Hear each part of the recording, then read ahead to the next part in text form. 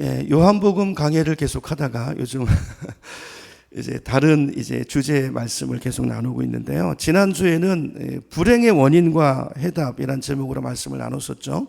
우리 가운데 보면 행복을 원하지만 우리 기대와는 다르게 참 불행한 분들이 많이 있는 것 같아서 이제 그런 말씀을 나눴고요. 오늘은 비슷한 주제인데요. 조금 다른 관점에서 긍정적인 측면에서 이 주제를 이제 다시 생각해 보길 원합니다. 자, 우리가 보람 있고 행복한 삶을 살길 원하잖아요. 여러분 행복하길 다 원하시죠? 자, 그러면 행복하기 위해서 가장 우리에게 필요한 것이 뭘까? 저는 건강한 자화상이라고 생각합니다. 건강한 자화상. 왜냐하면 사실 행복이라는 것은 주위 환경에서 온다기보다는 내가 처해 있는 상황을 어떻게 바라보는지 내 관점과 생각에 달려 있는 경우가 훨씬 더 많기 때문에 그래요. 자화상이라는 건 내가 나를 보는 관점이잖아요. 근데 우리는 우리 자신을 모른다고 그랬죠. 그래서 항상 우리 겉모습도 거울에 비춰봐야 나를 알 수 있는 것처럼 우리 속사람도 비춰봐야 되는데, 원래 우리는 하나님 눈에 비춰서 내가 누구인가를 아는 사람으로 지어졌는데 하나님을 떠나면서 하나님과의 거리가 생기면서 이제는 다른 사람을 통해서 나를 평가해야 되는 그런 자리에 떨어졌단 말이에요. 그렇죠? 다른 사람들이 우리를 잘 칭찬해 줄까요? 의외로 인간이 칭찬 안 합니다. 칭찬에 인색합니다. 나에게 유익이 될 때만 그냥 입에 바른 말을 하는 거예요. 돌아서선 또 딴 얘기할 때가 많아요. 자, 이러다 보니까 우리 안에 늘 만족이 없어요. 다른 사람의 평가에 내 인생의 가치를 두니까.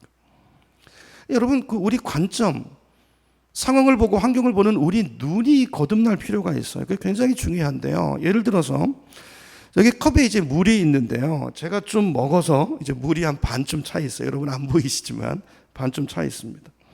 자, 그러면 이 컵을 보면서 반쯤 들어있는 물을 보면서 사람들이 보면서 관점이 다릅니다. 두 가지 생각을 할 수 있어요. 첫째 사람은요, 물이 아직도 반이나 남아있구나 이렇게 생각하는 사람이 있어요. 근데 어떤 사람은 물이 이제 반밖에 없네? 이런 사람이 있어요. 관점이 다르죠. 똑같은 물인데 똑같은 반컵인데 반응이 완전히 달라요. 뉘앙스가 완전히 다릅니다. 반이나 남았네 하는 분은 긍정적이죠. 아직도 또 먹을 것이 있는 그런 기대와 기쁨이 마음에 있는 거예요. 그러니까 거창한 단어를 쓰자면 이런 마음의 상태, 이런 마음의 관점과 태도를 가지고 있는 사람이 행복할 가능성이 많아요. 긍정적이니까. 근데 똑같은 것을 보고서 이게 반밖에 없네? 이런 사람은 벌써 불안해요, 마음이. 초조해요. 그죠? 벌써 없어질 거를 생각하고 그때 올 어떤 두려움, 이게 물이니까 그렇지. 돈을 볼 때도 돈이 이거밖에 없네? 불안하고 초조하고. 이런 사람은요, 불행할 가능성이 많은 사람입니다. 그러니까 똑같은 환경인데 반응이 달라요. 사람들을 보세요. 다 다릅니다. 그래서 똑같은 환경과 똑같은 상황 속에서 내가 그 현실을 어떻게 바라보느냐에 의해서 우리의 행복과 불행이 좌우될 때가 많다는 것입니다. 그렇기 때문에 저와 여러분이 정말로 개인적으로 행복한 삶을 살기를 원하고, 또 사회적으로도, 또 공동체 안에서도 하나님을 잘 섬기는 훌륭한 사역자가 되기 위해서는요, 건강한 자아상을 가지는 것이 굉장히 중요해요. 왜냐하면 이게 파급력이 있기 때문에 그래요. 이런 부정적인 자아상 옆에 있으면요, 그 사람은 늘 불안하거든요. 없는 걸 보거든요. 그러니까 같이 불안해져요. 같이 불안해져요. 그 사람 옆에 있으면. 그렇죠? 힘이 빠져요. 어떤 사람은. 근데 어떤 사람은요, 생각이 긍정적이에요. 그 사람 옆에 있으면 소망이 생겨요. 막 에너지가 생긴다고요. 그래서 이게 왜 중요하냐면요, 여러분, 우리가 이제 건강한 자아, 건강한 생각의 틀을 갖는 것. 여러분의 생각의 틀이 부정적이면 여러분 이거는 기질이 아니고요, 바꾸셔야 돼요. 성령의 기질로 거듭나셔야 돼요. 이건 마귀가 좋아하는 기질이에요. 마귀가 심어놓은 기질이라고요. 이걸 가지고 사시면 성도로 살 수 없어요. 성도로 살 수 없어요. 자, 이 건강한 생각이 왜 중요하냐면요, 왜냐하면 우리 신앙생활은 영적인 싸움이기 때문에 그래요. 여러분, 우리 예수 믿는 그 순간부터 우리에게는 영적인 전쟁이 시작됩니다. 그런데 그 영적인 전쟁, 전투가 벌어지는 주요 전쟁터가 어디냐면 어딜까요? 우리 생각이, 우리 마음이에요. 여기가 내 안에 이 생각이, 이 마음이 마귀와 성령이 전쟁하는 요충지라고요. 여기서 내가 어떤 생각을 붙들고 어떤 생각을 받아들이느냐에 따라서 내 인생의 성패가 가름될 수 있다는 것입니다. 그래서 마귀는 이걸 알기 때문에 자기가 우리의 생각을 지배하게 되면 뭘 지배할 수 있을까요? 우리 감정을 지배할 수 있고, 또 생각과 감정을 붙들게 되면 우리의 삶과 생활을 끌고 갈 수 있기 때문에 마귀는 우리의 생각을 공격하는 것입니다. 여러분, 전쟁을 해도 전쟁의 요충지가 있잖아요. 전략적인 요충지. 저기를 점령하면 그게 이제 전쟁의 승패에 굉장히 큰 영향을 미치는 것이 그걸 요충지라고 하는데, 영적 전쟁의 요충지가 어디라고요? 우리 마음이고 내 생각이다. 이걸 여러분 마음에 염두에 딱 두시기 바랍니다. 자, 그래서 우리 주변에 이제 신앙생활 하는 분들 보면 여러분 신앙생활의 색깔이 다 다양하잖아요. 근데 은사를 좀 많이 강조하는 신앙생활 하시는 분들을 보면 되게 은사는 나타나는데 삶의 변화는 잘 없는 경우가 많아요. 다 그런 건 아니고요. 그런 경우들이 많아요. 일반적으로. 신학의 기복이 심해요. 왜냐하면 마귀와의 영적인 싸움은 주로 어디서 벌어진다고요? 생각에서 벌어지는데, 은사를 강조하는 사람은 체험을 강조하기 때문에 생각을 스쳐가고 이걸 중요하지 않게 생각하고 자꾸 체험을 추구하기 때문에 실제 전쟁에서 지는 거예요. 그러니까 체험은 있는데 이 생각이 부정적이고 바뀌지 않으니까 감정이 늘 때로 이끌려 다니고 기복이 심하고, 그러다 보니까 삶의 지속적인 열매와 변화가 나타나지 않는 경우를 보게 된다는 거예요. 자, 그래서 이걸 알았던 사도 바울은 오늘 읽었던 본문이죠. 로마서 12장 2절에서 이렇게 말합니다. 다시 스크린 보여주세요. 여러분 성경을 보세요. 이렇게 말해요. 너희는 이 세대를 본받지 말고 오직 무엇을? 마음을 새롭게 함으로 변화를 받으라 그랬어요. 자, 이 바울의 말을 보면 우리가 새로운 사람이 되려면, 우리가 삶이 새로워지려면 먼저 뭐가 새로워져야 돼요? 마음이 먼저 새로워져야 돼요. 여기서부터 생각에서부터 변화가 일어나야 돼요. 행동은 그 뒤에 따라오는 것입니다. 왜냐하면 우리 생각이 감정을 지배하고 궁극적으로 그것이 생각과 감정이 우리 삶을 이끌어가기 때문에요.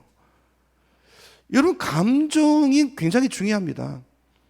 많은 경우 감정을 다치면요, 그 사람 안 움직여요. 그렇죠? 아무리 감정이 상한 사람한테 감정 탁 문을 닫고 있는 사람한테 아무리 얘기해도 안 들어갑니다. 그래서 사단은 우리의 생각을 공격하는 거예요. 그 생각을 통해서 우리 감정을 장악하는 거예요.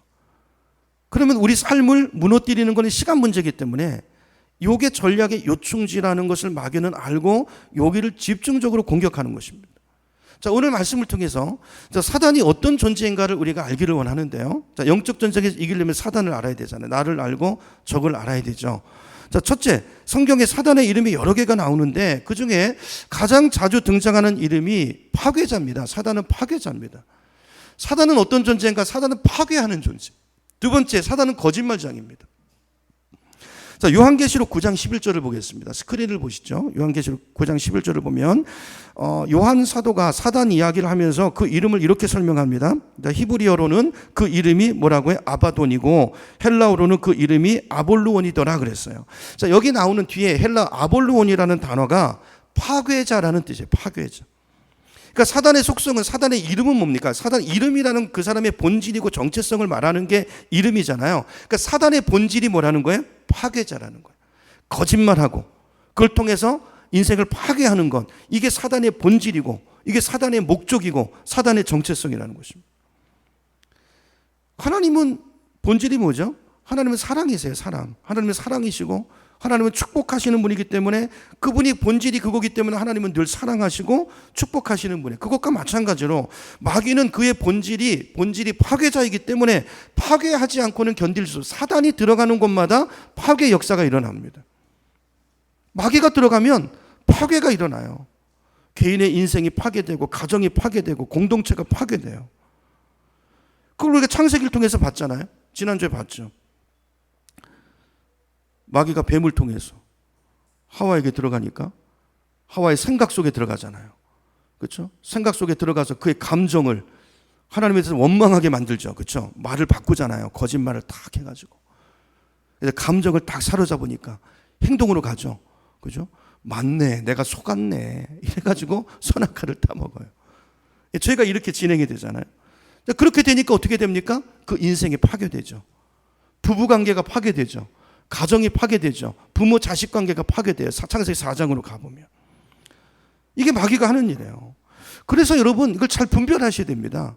여러분이 마귀의 종로로 타고 마귀의 거짓말에 늘 속아 살고 마귀가 주는 생각을 붙들고 살면 여러분 인생이 반드시 시간이 갈수록 여러분 삶이 파괴되는 건 시간 문제예요. 그걸 따라 살면 여러분이 파괴되고 가정이 파괴되고 인간관계가 파괴되고 여러분의 삶이 무너질 것입니다. 그 마귀가 특별히 관심을 가지는 존재가 인간인데 마귀가 특별히 인간을 파괴하려고 하는 이유가 뭘까요? 첫째는 말씀드린 것처럼 자기 본성 때문이기도 하지만 다른 이유가 한 가지 더 있는데요. 성경은 마귀를 성경을 이렇게 표현해요. 마귀의 존재가 뭐냐면 타락한 천사예요. 타락한 천사. 그렇죠? 타락한 천사. 그러니까 사단과 악령들은 하나님과 대적 관계에 있는 존재들이란 말이에요. 그러니까 사단 입장에서 생각해 보세요. 하나님이 가장 사랑하는 존재가 누굽니까? 인간이죠. 하나님의 형상으로 우리를 지으셨잖아요. 그러니까 마귀 입장에서 볼 때 하나님을 가장 대적할 수 있는, 하나님에게 가장 타격을 입히고 상처를 줄 수 있는 방법이 뭘까요? 가장 좋은 방법은 하나님이 사랑하는 그 인간을 파괴하는 것입니다. 그래서 사단의 타겟이 인간인 거예요. 그죠? 그래서 하나님을 대적하고자 하는 그 목적이 그 뒤에 숨어 있는 것입니다. 자, 이게 목적인데, 자, 그렇다면 마귀는 인간을 어떤 방법으로 파괴하는가? 말씀드린 것처럼 거짓말을 통해서 파괴한다는 거예요. 그래서 여러분 이걸 오늘 이제 우리가 이걸 생각해 보려고 해요. 자, 여러분 우리가 이 땅에 살면서 세상 속에 살면서 마귀는 공중권세, 세상의 공중권세를 잡고 있습니다. 세상의 가치 속에 여러분 보는 모든 미디어와 여러분이 영향받고 있는 모든 매스컴 안에 마귀의 거짓말이 들어가 있어요. 우리에게 주입시키는 어떤 가치들이 있다고. 여러분 여기에 속아 넘어가시면 안 돼요. 창세기 3장 지난주에 본 것처럼 마귀의 전략은요, 마귀가 우리 인간을 파괴시키기 위한 단계가 있는데, 첫째는 마귀가 하나님을 어떻게 못 해보잖아요. 그러니까 인간을 파괴하는데 인간을 인질 잡고 파괴시키는 게 목적인데, 인간을 파괴하기 위한 단계가 뭘까요? 첫 번째 단계는 인간을 하나님과 떼어놓는 것입니다. 떼어놓는 거예요. 우리가 하나님과 붙어 있으면 결코 마귀는 우리를 파괴할 수 없어요. 그래서 첫 번째 전략은 하나님과 우리를 떼어놓는 것입니다. 보세요. 예를 들어 볼게요. 종이가 한 장 있는데, 여러분 이 종이를 파괴하려면 이게 낱장으로 있으면 파괴하기가 쉽죠. 근데 여러분 여기 딱 붙어 있다고 생각해 보세요. 경관판에 붙어 있어요. 벽에 딱 붙어 있어요. 그럼 이 종이를 파괴할 수 있습니까? 없죠. 붙어 있는 한 없어요. 파괴하려면 어떻게 해야 되죠? 떼어내면 돼요. 떼어내면 종이 한 장이 있으면 파괴하는 건 쉽습니다. 이게 마귀가 사용한 방법이고 창세기 3장에서 일어났던 방법이에요. 그렇죠? 마귀의 거짓말이 먹혀 들어가니까 하와한테 그 다음에 감정이 변하죠. 감정이 토라지죠. 하나님을 향해서 등을 돌리죠. 궁극적으로 거짓말을 믿게 되니까 어떻게 됩니까? 선악과를 따먹고 그 결과로 인간에게 죽음이 찾아오고 인간이 파괴되는 것을 우리는 성경을 통해서 봤어요. 자, 그래서 오늘은 우리 삶 가운데도 마귀의 전략은 예나 지금이나 변함이 없다고 그랬죠. 마귀는 창의적이지 않습니다. 그때 그 방법을 지금도 그대로 사용해요. 자, 그러면 오늘 우리에게 마귀가 주로 우리를 파괴하기 위해서 자주 쓰는 거짓말은 뭘까? 제가 4가지로 정리를 해봤어요. 4가지로. 이걸 잘 여러분 유념해 두시고 여기 속지 마시고 이 거짓말을 진리로 물리치시고, 그렇죠? 하나님께 잘 붙어서 승리하시는 저와 여러분 되기를 축복합니다. 자, 첫 번째인데요. 첫 번째 마귀 거짓말은 지난주와 연결되는 거예요.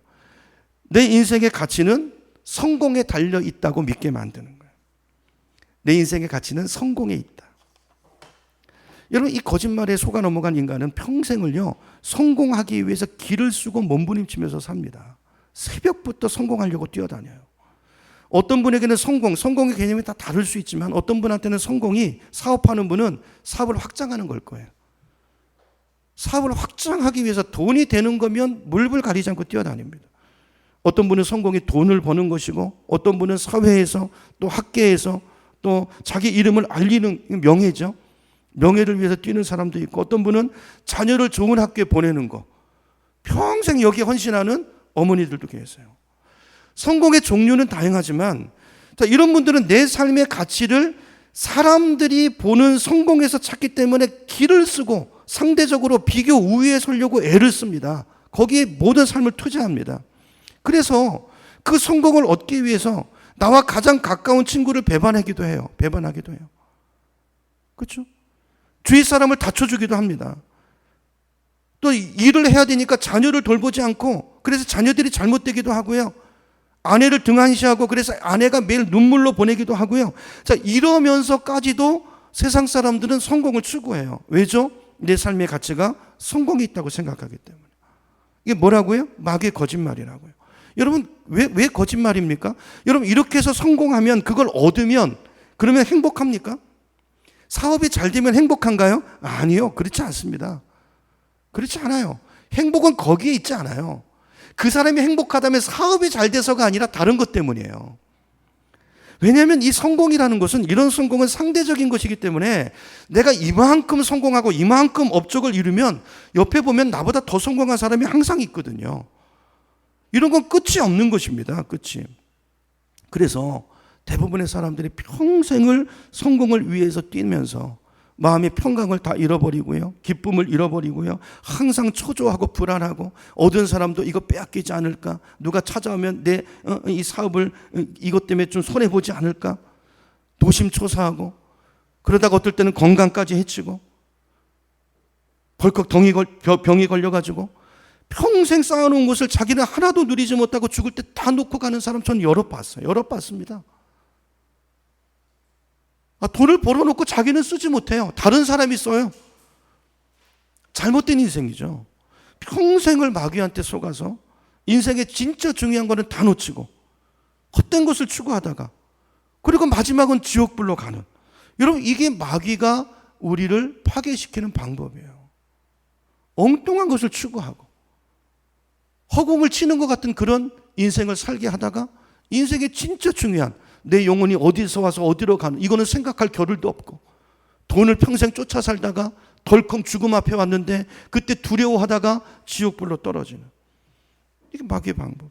두 번째 거짓말은요, 내가 얼마나 성공했느냐를 다른 사람의 인정에서 찾게 하는 거예요. 여러분, 이게 마귀 거짓말입니다. 여러분 다 그러시죠? 누가 여러분 인정해주고 칭찬해주고 여러분 알아주면 기분이 좋으시죠? 여러분 리더가 여러분을 인정해주면 그 사람을 위해서 다 주고 싶죠? 여러분, 마귀 거짓말입니다. 제가 지금까지 이렇게 보면서 우리 여자분들, 여자 성도님들 가운데서 누가 집사님 이쁘십니다 그러는데 화내시는 분 한 번도 못 봤어요. 정말 오늘 아름다우십니다 그러는데 내가 어디가 이뻐? 이러면서 이런 분 한 번도 못 봤어요.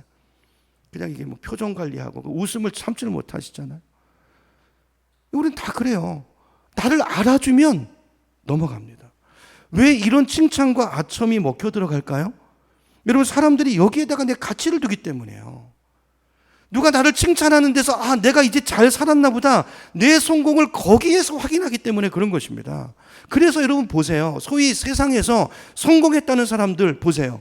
그 사람들이, 그분들이 제일 미워하는 사람이 누군지 아십니까? 건방진 사람입니다. 진짜 건방져서 건방진 사람도 있지만 이분들이 볼 때 건방진 사람은요, 자기를 인정해주지 않는 사람이에요. 예컨대 내가 권력을 가졌어요. 여러분, 권력을 갖기가 얼마나 힘듭니까? 피를 흘려야 되잖아요. 그렇게 해서 권력을 잡았어요. 근데 감히 내 앞에 와서 굽신거리지 않는 사람, 그건 못 봐요. 그걸 어떻게 얻은 권력인데, 내가 얼마나 노력하고 피눈물 났는데 앞에서 건방을 떨어 미워합니다. 그렇죠? 해코지합니다. 내가 이만큼 사업에 성공해서 내가 이 정도 돈을 쌓았는데 앞에 와서 고분고분하지 않는 사람, 엎드리지 않는 사람, 그 사람 미워요. 여러분, 맞죠? 미워요. 왜요? 내 성공을 인정해 주지 않으니까.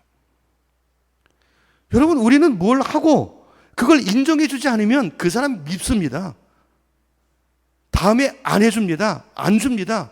이게 왜요? 이게 제가 말씀드린 그 이유예요. 내 가치를 거기 두기 때문이에요. 그러니까 왜 섬기죠? 인정받기 위해서요. 그래, 내 가치가 내 자존감이 서니까. 여러분, 거의 모든 사람이 이렇게 삽니다. 이렇게 살아요. 자, 우리는 남이 나를 어떻게 보느냐, 어떻게 인정하느냐에 따라서 그게 내 성공의 가치 기준이 되고, 내가 성공한 사람이 됨으로써 내 삶의 존재의 의미를 찾기 때문에. 자, 그런데 이런 생각이 어디서 왔다고요? 마귀에게서 온 거라는 거예요. 이걸 제가 주장하는 게 아니고 성경이 말하는 것입니다. 성경이 말하는 거. 자, 그래서 보세요. 우리 주변에 사업에 실패하신 분들 중에 자살하는 분 있죠. 왜 그럴까요? 저도 죽고 싶었던 적이 있었거든요. 제가 잘 생각해 봤어요. 내가 왜 죽으려고 하는가? 생활 때문에 죽으려고 하는 게 아니에요. 여러분, 사업에 실패해서 자살하는 분들 돌아가셨는데 그분 상황을 가만히 들여다보면 저게 죽을 일일까 싶어요. 아니, 자기가 사업 망했지만 정신 차리고 잘 정리하면, 잘 처리하면 굶어 죽을 일 없습니다. 먹고 살 길이 막막해서 자살하는 거 아니에요. 왜 죽죠? 지금까지 내 삶의 모든 가치를 성공에다 두고 살았는데, 내가 이런 사람이야, 이걸 보여주고 싶었는데 사업이 망한 거예요. 갑자기 사람들이 나를 실패자로 본다는 걸, 요걸 견딜 수가 없는 거예요. 대부분 사람들이 그래요. 어떤 권력을 잃어버린 경우도 마찬가지입니다. 그렇죠? 그것 때문에 죽어요. 그것 때문에. 사람들의 평가.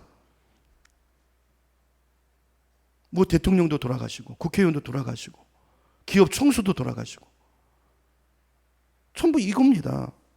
이게 뭐죠? 자기 파괴예요. 자기 파괴.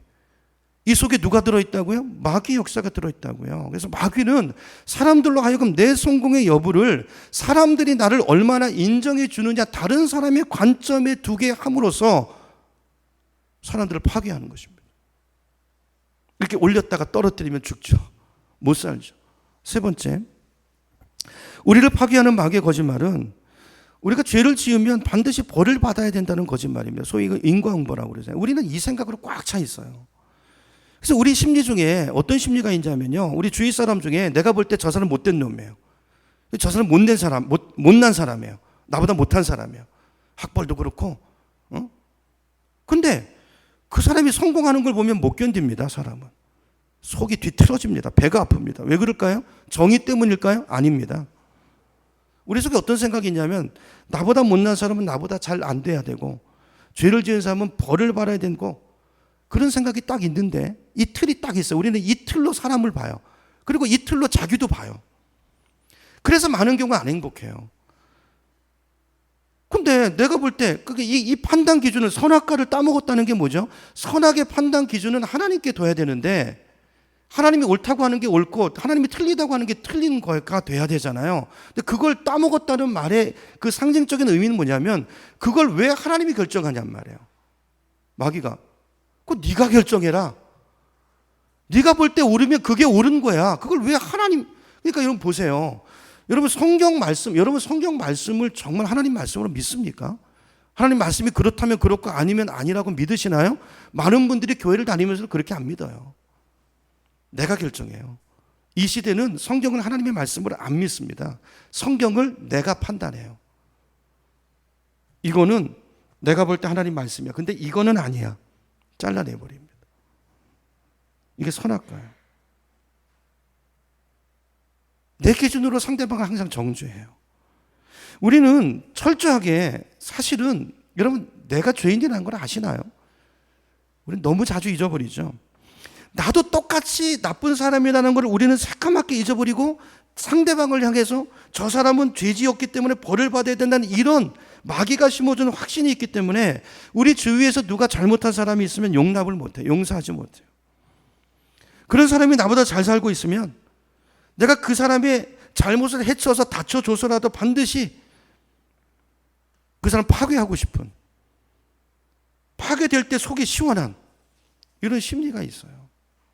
근데 이 잣대가 내 자신을 향하기도 한다는 거예요. 죄를 지으면 반드시 벌을 받는다는 이런 확신이 내 속에 들어와 있으니까 이게 마귀가 주는 정죄감이거든요. 여러분, 우리 그리스도인에게도 마귀가 이렇게 역사합니다. 여러분, 많은 성도들이 죄책감을 가지고 신앙생활해요. 하나님에 대해서 오해하는 거죠. 마귀의 거짓말에 속는 거예요. 내가 이렇게 하면 하나님이 나를 좋게 보시고, 내가 이걸 안 하면 하나님이 나를 미워하실 것 같은, 다른 사람의 평가에 내 가치를 두는 마귀 거짓말이라고 그랬죠. 그래서 내 속에 은밀하게 숨겨진 죄가 있으면 늘 두렵습니다. 뭘 해도. 여기 그러신 분들이 있죠. 습관적인 죄를 짓고 계시는 분들, 잘못된 방법으로 돈을 버시는 분들. 근데 문득문득 애들이 잘 되는 것 같다가도 언제 갑자기 잘못되지 않을까, 이런 두려움이 엄습하기도 해요. 그래서 예수 안 믿는 분들은 이런 죄책감이, 양심의 괴로움이 있기 때문에 절에 가서 시주도 하고요. 이게 종교 생활이에요. 어떤 분은 교회 와서 헌금도 하고요. 신앙생활이 아니라 종교생활이에요. 자기 죄책감을 덮으려고. 굿도 하고요. 그죠? 부족도 주머니에 넣고 다니고요. 이게 다 왜 그래요? 불안해서 그래요. 불안해서. 어떤 분들은 이 불안이 이게 쌓여가지고 병이 되는 분도 있습니다. 그래서 아파서 들어눕게 되면 드디어 올 게 왔구나. 제 경험을 얘기하는 거예요. 제가 이랬던 적이 있어요. 제가 꽝 하니까 올 게 왔구나. 내가 그 죄책감이 있는데 늘 성령이 말씀하시 그러면서도 죄를 반복해서 짓던 그러다가 꽝 하니까 올 게 왔구나. 이렇게 오더라고요. 여러분, 마귀는 우리가 죄를 지으면 반드시 벌을 받아야 된다는 이런 거짓말로 우리를 파괴시키고 우리 주변 사람들을 파괴시키는 것입니다. 이게 세 번째고요. 자, 네 번째는 우리를 파괴시키는 마귀의 거짓말 네 번째는 나는 안 바뀌어라는 확신이에요. 이게 나를 향해서도 있지만 저 사람을 향해서도 있어요. 저 사람은 안 바뀌어. 교회 다니면서도 그런 분 있죠. 성령도 저 사람은 못 바꿔. 뭐 그런 믿음이 어디 있어요. 근데 특히 나이 드신 분들 가운데 보면 이런 확신을 가지고 마귀의 거짓말에 꼬박 속아서 믿음 생활 하시는 분들이 많이 계십니다. 이런 분들은요, 이 확신이 꽉 있기 때문에 복음을 얘기해도 귀에 안 들어옵니다. 한쪽 귀로 들어가서 한쪽 나가요. 아이, 내가 무슨 예수 믿는다고 저렇게 되겠어? 저런 일이 내 삶에 일어나겠어? 무슨 내가 지금 이 나이에 예수 믿는다고 내가 새롭게 될까? 교회에 나와서 예수를 믿으시는 것 같은데도요, 도대체 자기가 가진 사고방식이 절대 변하지 않습니다. 왜 그래요? 이미 마음속에 나는 안 변해. 이 마귀의 거짓말을 꼭 붙들고 있는 거예요. 여러분, 이렇게 사시면 죄송하지만 이건 예수 믿는 거 아닙니다. 예수 믿는 건 생각이 바뀌는 거예요. 예수 믿는 건 생각이 바뀌는 것입니다. 가치관이 바뀌는 거예요. 눈이 바뀌는 거예요. 이렇게 잘못 살면, 이렇게 살다가요, 나중에 죽을 때 돼서 크게 후회합니다. 죽을 때 돼서 두려움에 빠져가지고 저 이런 분들 많이 봤어요. 얼마나 안타까운 일인지 몰라요. 여러분, 정리합니다. 마귀의 거짓말은 우리를 파괴시킨다는 걸 기억하세요. 그러므로 우리가 이런 마귀의 거짓말, 이 평생 살아오면서 내가 진짜인 줄 알고 붙들고 있던 어떤 이게 자기 가치관일 수도 있고 그런 생각들, 오늘 제가 말씀드린 네 가지 해당되는 거 있다면 이건 마귀가 준 생각이라는 걸 기억하시고 과감하게 버리시기 바랍니다. 자, 이 거짓말을 물리치려면 어떻게 해야 되는가? 하나님의 말씀으로 이기는 수밖에 없어요. 여러분, 창세기 3장에서 지난주에 하나님의 말씀이 있었죠. 하와를 향한, 아담을 향한. 선악과를 따먹지 말라. 따먹으면 정령 죽으리라. 그런데 마귀의 거짓말이 들어왔죠. 안 죽을 거다. 이건 하나님이 널 시기하는 거다. 뭘 붙들었습니까? 마귀의 거짓말을 붙들었죠. 그러면서 죽음이 왔고 그 인생이 파괴되고 가정이 파괴됐어요. 여러분, 기억하셔야 돼요. 마귀의 거짓말을 받아들일 것인가, 하나님의 약속 그 말씀을 붙들 것인가. 그죠? 이걸 붙들고 마귀의 거짓말을 물리치는 저와 여러분 되기를 축원합니다. 하나씩 살펴볼게요. 첫째로, 우리 인간의 가치는 성공에, 내 노력 여부에, 내 성공에 달려있다는 이런 거짓말은 우리가 뭘로 물리쳐야 될까요? 하나님 말씀은 우리를 이미 성공한 사람으로 보세요. 여러분, 성공은 내가 뭘 해서 뭘 이루는 게 성공이 아닙니다. 주어진 자리에서 충성하는 게 성공인 줄로 믿으시기 바랍니다. 내가 있는 자리, 내가 주신 거 가지고 그걸 본보기로 알고 거기서 성실하게 사는 거예요. 그러면 하나님의 자녀를 하나님은 행복하게 하세요. 그 자리를 박차고 나와서 뭔가를 이루려고 내 노력으로, 이게 왜요? 남들 보기에 뭘 이루려고 하는 이 탐심이 우리를 불행하게 만들고 우리를 파괴하는 거라는 거예요. 그 말씀이 우리 지지난주에 봤던 로마서 5장 1절 말씀인데요. 우리 스크린 볼까요? 5장 1절. 그러므로 우리가 믿음으로 의롭다 하심을 받았으니 우리 주 예수 그리스도로 말미암아 하나님과 뭘 누리자? 화평을 누리자. 이 말씀을 붙드세요. 이 말씀 붙드세요.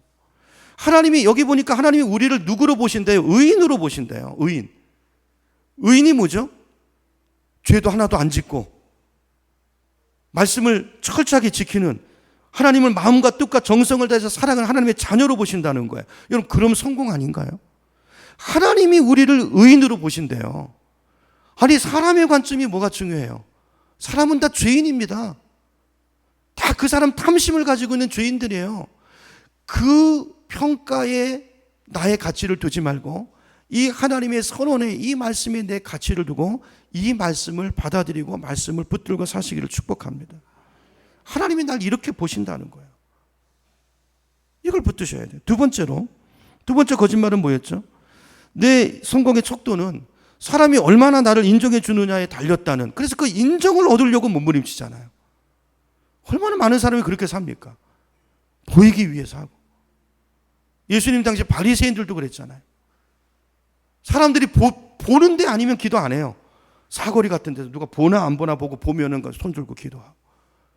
여러분 혹시 이렇게 믿음 생활 하지 않습니까? 아무도 없을 때 여러분은 누구십니까? 우리가 새벽마다 요셉을 보고 있는데 요셉은 하나님 앞에 살았던 사람이에요. 하나님 앞에 인정받았던 사람이에요. 저 여러분의 시선이 인간이 아니라 하나님을 향할 수 있기를 축원합니다. 우리는 하나님의 눈으로 볼 때 이미 하나님 마음에 똑 드는 사람이에요. 그렇기 때문에 내가 그분 마음에 들기 위해서 뭔가 애써야 될 이유가 하나도 없어요. 내 존재 자체가 하나님의 기쁨이에요. 믿으시기 바랍니다. 이런 구절들이 여러 군데 있지만 신약에서 한 군데만 찾아볼 거예요. 골로새서 1장 22절인데요. 우리 스크린 보고 우리 한번 같이 읽어보겠습니다. 시작. 그러나 지금은 하나님께서 그리스도의 죽으심을 통하여 그분의 육신의 몸으로 여러분과 화해하셔서 여러분을 거룩하고 흠이 없고 책망할 것이 없는 사람으로 자기 앞에 내세우셨습니다. 아멘. 예수님을 통해서 우리를 이렇게 만드셨고, 지금 우리 모습은 부족하지만 이제 우리 안에 성령을 보내시고 우리를 이렇게 만들어 가실 거예요. 그 미래의 모습을 바라보시면서 우리를 기뻐하신대요. 내 존재 자체를 기뻐하신대요. 그러면 됐잖아요. 전능하신 하나님이 우리를 기뻐하시면 됐잖아요. 왜 사람의 기쁨을 얻으려고 여러분 이렇게 몸부림치지 않는 우리가 되기를 축원합니다. 세 번째 거짓말은요, 죄를 지으면 반드시 벌을 받아야 한다는 이 거짓말은 우리가 뭘로 싸우고 물리쳐야 되는가? 근데 사실 이 말씀은 거짓말이 아니고 사실이죠. 근데요, 하나님을 모르는 사람에게는 이 말이 사실이에요. 그런데 저 여러분은 누굽니까? 예수님을 주님으로 영접한 하나님의 자녀잖아요. 그러니까 이 말은 우리에게 해당이 되지 않는 말씀이에요. 로마서 8장 1절에 뭐라고 그랬습니까? 사도 바울이. 하나님이 우리를 위하시는데 누가 우리를 정죄하려고 그랬어요? 여러분, 우리는 죄를 지어도 벌을 받지 않습니다. 믿으십니까? 왜 안 받죠? 여기 벌은 정죄를 말하는 거예요. 마지막 심판 때 이걸로 인해서 지옥 가거나 이걸로 인해서 우리 영생에 문제가 되지 않는다는 말이에요. 왜 그렇죠? 예수님이 이 정죄를 우리 대신 십자가에서 다 받으셨기 때문에. 근데 징계는 있어요. 징계. 하나님의 자녀가 자꾸 죄 짓고 살면 안 되잖아요. 그러니까 우리를 고치기 위해서 때리는 회초리는 있지만 정죄는 없다라는 말씀이에요. 그렇죠? 그러니까 이 말씀은, 이 사단의 이 거짓말은 하나님을 모르는 사람들에게 해당되는 진리고 우리에게는 해당되지 않는 진리인 것입니다. 그래서 요한일서 성경을 보겠습니다. 요한일서 4장 10절 말씀. 요한일서 4장 10절 제가 읽어볼게요. 사랑은 여기 있나니 우리가 하나님을 사랑한 것이 아니요 하나님이 우리를 사랑하사 우리 죄를 속하기 위하여 대속제물로 그 아들을 보내셨음이라 그랬어요. 우리 죄를 속하기 위해서 당신의 아들을 보내셨다는 거예요. 그분이 이 땅에 오셔서 내가 받아야 될 정죄를, 죄에 대한 심판을 이미 십자가에서 다 받으셨기 때문에 우리는 천벌을 두려워할 필요가 없는 것입니다. 우리는 저주를 두려워할 필요가 없는 것입니다. 그래서 예수 믿으면 여러분 사주도 바뀌고요, 관상도 달라지고 팔자가 달라지는 거예요. 점 보러 다니지 마세요. 그건 예수 안 믿는 사람들이 그 정죄감 때문에 그걸 감당할 수 없어서 그 죄책감 때문에 그걸 덮으려고 다니는 일이에요. 우리에게는 그게 해당되지 않는. 세 번째 거짓말, 나는 바뀔 수 없다라는 거짓말이죠. 여러분 이것도 안 믿는 분들에게는 맞아요. 여러분 성령을 모시지 않은 사람은 그 안에 그 성령의 능력이 없으면 우리 자신을 바꿀 수 없어요. 우리도 경험하는 거 아닙니까? 여러분 성령의 능력이 아니면 우리는 내 생각도 바꿀 수 없고 내 고집, 성격 못 바꿉니다. 못 바꿔요. 교회 안에도 보면요, 성령 받지 않은 분은 훈련도 잘 안 돼요. 제자 훈련 해보면 이게 드러나거든요. 자기 고집으로 살고 자기 힘으로 신앙생활 하는 분은요 안 바뀝니다. 안 바뀌어요. 그러나 예수님을 구주로 영접하고 내 안에 성령이 임하신 분들은 그분의 능력으로, 그분의 역사로 바뀌어지는 거예요. 여러분 예수 믿으면 변화되는 줄로 믿으시기 바랍니다. 그래서 고린도후서 5장 17절에서 바울이 이렇게 말합니다. 그런즉 누구든지 그리스도 안에 있으면 그는 뭐라고요? 새로운 피조물입니다. 옛것은 지나갔습니다. 보십시오. 새 것이 되었습니다. 그랬어요. 우리가 예수님을 주님으로 영접하는 그 순간에 성령께서 내 마음에 들어오시면서 저로 따지면 인간 최시형, 옛사람 최시형은 죽고 하나님의 아들, 새 사람 최시형으로 다시 살아난 거예요. 다시 거듭난 거예요. 죄를 따라 살던 그 옛사람은 죽고, 바울이 뭐라고 하죠? 나를 그렇게 여기고, 그렇게 알고, 그렇게 의의 사람으로 하나님께 나를 드리라고 말씀하잖아요. 그렇죠? 이게 예수 믿는 거죠. 예수님 영접한 사람은 새로운 피조물이라는 걸 믿으시고, 우리 안에 새로운 피조물이라는 말, 우리 안에 새로운 욕망, 새로운 능력, 새로운 운명이 주어졌다는 거예요. 전에는 내 힘으로 안 되던 일이 이제는 됩니다. 성령의 능력으로 돼요. 전에는 내가 감히 이런 일을 꿈도 못 꿨던 일들이 이제는 내 삶을 통해서 되어지기 시작합니다. 왜요? 성령의 능력으로. 이런 것들을, 이런 기적을 체험하면서 사는 것이 바로 성도의 삶이라는 거예요. 여러분, 그러므로 네 가지 마귀의 거짓말, 여러분 삶 속에 이게 여러 삶의 양태로 들어와 있는데요. 여러분 잘 분별하시고 마귀의 거짓말을 하나님의 말씀으로, 믿음으로 물리치고 하나님의 나라의 가치를 가지고 승리하는 저 여러분 되기를 축원합니다.